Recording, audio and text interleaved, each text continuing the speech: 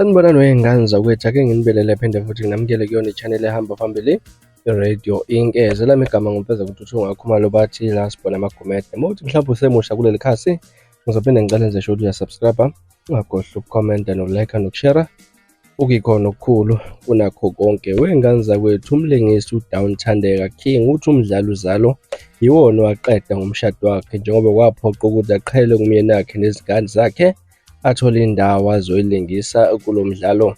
UThandeka ubekhuluma ohlelweni i-United yethula uRelebohile Boja kwi-Showmax. Uthe-ke azisola ngako kakhulu ngomshado, ukungena kuwo eneminyaka engu-27 kuphela. Uthe-ke bahlangana basafunda enyuvesi, nokwathi aqeda athola ingane yakhe yokuqala, njengoba-ke benezihlanu nje kuphela, benezihlanu manje. Umuntu-ke athola kuyena uthando oluyisimanga, waqala ukuthola ngabantwana ababili, babe-ke sebeyashada ngo-2012.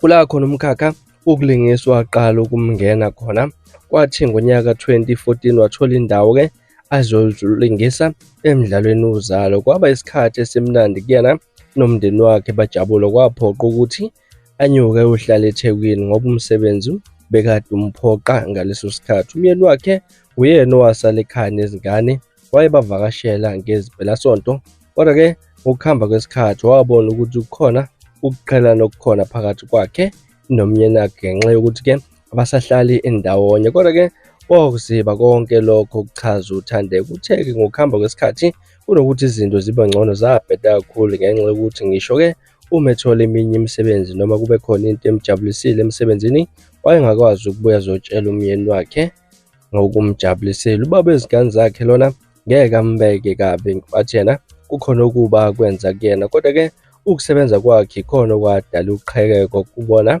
phakathi kwakhe naye, njengoba-ke kwakungasekho ukujabula noma ekhona. Ukukhumbula nje izinto zimhambela kahle, asebenza kuzalo kanjalo nasemdlalweni lockdown, kodwa kuyena izinto zazimapheketana, ahlala akhala ngaso sonke isikhathi.